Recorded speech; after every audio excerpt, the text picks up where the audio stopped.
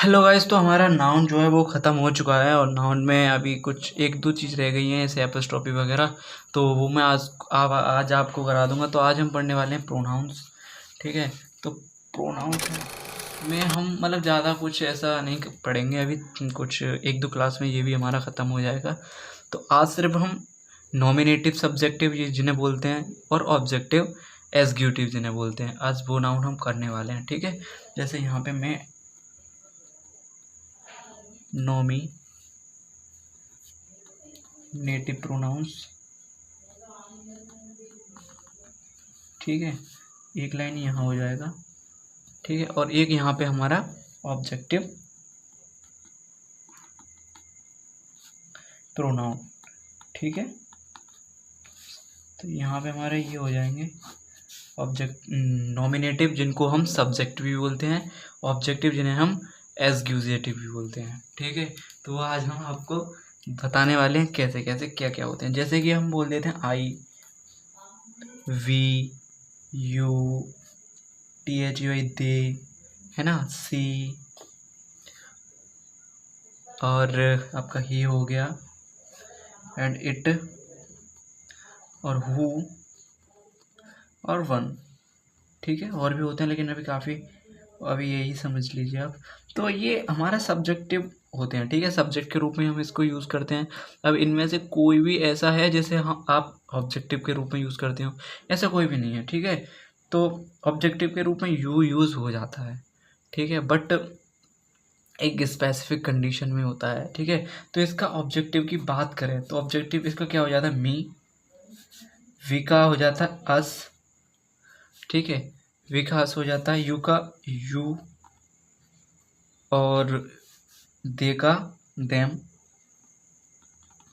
सी का हर, और ही का हो जाता है हमारा हिम, और इट का इट ही रहता है सेल्फ में। ठीक है। हु का हुम हो जाता है, और वन का वन ही रहता है। ठीक है। तो यहाँ से ये अब एक बार और बता दूं, है है ना। तो यहाँ पे आई का मी हो गया ऑब्जेक्टिव, वी का हमारा अस हो गया ऑब्जेक्टिव, यू का हमारा यू ही रहता है, दे का दैम हो गया, सी का हर हो गया, ही का हिम हो गया, इट का इट ही रहता है, हु का हुम हो गया, वन का वन ही रहता है। ठीक है। तो ये चीज़ आपको समझ में आई, अपना nominative pronouns and objective pronouns. ठीक है। तो इन सब के आपको मीन तो पता ही होंगे, इतना तो है। ठीक है।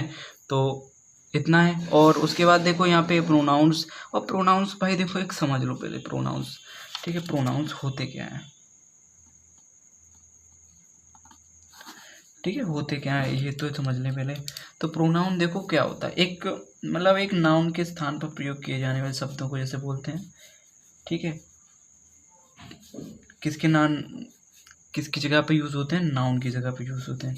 जैसे कि C, sorry sorry sorry sorry sorry जैसे कि मैं बोलूँ सीला, तो सीला की जगह अब कोई सेंटेंस है उसमें बार बार सीला आ रहा है, सीला वेंट टू आगरा, सीला and Sheela Sheela arrived to Agra and eat the food. ठीक है। जैसे कि सॉरी यार वो थोड़ा लाइट चली गई थी, कोई नहीं। जैसे कि Sheela went to Agra, sorry starting से जैसे अभी होम पे है ना, तो Sheela will going go to Agra, and उसके बाद सीला वेंट टू आगरा, सीला रीच टू आगरा। तो बार बार सीला आ रही है, तो सीला की जगह हम स्पेसिफिक पहले सेंटेंस में लिखेंगे ना, सीला विल गो टू आगरा, है ना, टुमारो या कभी भी। एंड उसके बाद हम वहाँ पे जब लिख रहे हैं सीला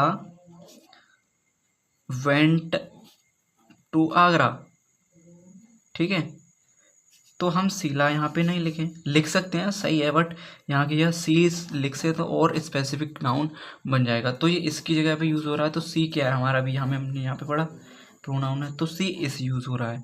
ठीक है। अभी किसी भी स्टोरी में जैसे कि हम बोल देते हैं नाउन। ठीक है। जैसे कोई स्टोरी है, राजा का नाम होता है, तो सत्यधन मान लीजिए, तो बार बार उसका नाम उस कहानी में रिपीट होता है। तो तुमने देखा होगा कि उसके नाम की जगह ही आ जाता है, he is a very clever, कोई राजा होगा वेरी क्लेवर, है ना, पहले उसका इंट्रोड्यूस पहले ही कर दिया होता है उसमें, स्टोरी में पहले ही नरेट कर दिया जाता है उसको, उसके बाद फिर उसको ही से उसको रिप्रेजेंट करते हैं, है ना। तो ये सारी चीज़ें रहती हैं। तो ये तो एक सिंपल से मैनर में मैं आपको बताऊँ तो प्रोनाउन नाउन की जगह पर ही यूज़ होते हैं, ठीक है। And when ever a pronoun is used as a subject in a sentence, ठीक है, it should always be नहीं ऐसे नहीं बोल सकते हैं, इसको ऐसे बोल सकते हैं, it should always be in its nominative base pronoun, यानी इसको हम नॉमिनेटिव प्रोनाउन के रूप में यूज़ कर सकते हैं, ठीक है। It should always be it's nominative pronoun, ठीक है। तो इसको नॉमिनेटिव प्रोनाउन के रूप में यूज़ करते हैं, या सब्जेक्टिव बोल लीजिए या कुछ भी बोल लीजिए। तो वही चीज़ मैंने आपको यहाँ बताई है, ठीक है। और इससे रिलेटेड मेरे हिसाब से कुछ भी नहीं है, मतलब और ज़्यादा इससे बाहर कुछ भी नहीं होता है ना। तो भाई मेरे हिसाब से इतना काफ़ी आज के लिए।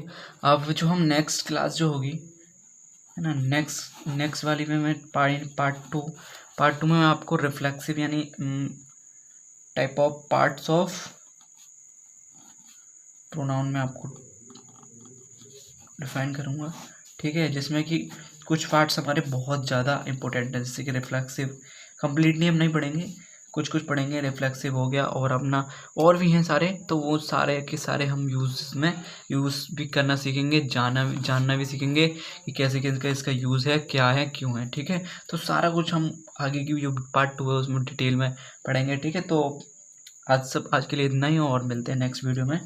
तब तक के लिए जय हिंद। एंड वीडियो पसंद है वीडियो को लाइक एंड शेयर, कमेंट में अपनी राय भी जरूर दें, कुछ और भी आप अगर नरेट करना चाहते हैं कुछ भी, एंड सो ऑन, ठीक है। तो मिलते हैं नेक्स्ट वीडियो में, तब तक के लिए बाय बाय, जय हिंद।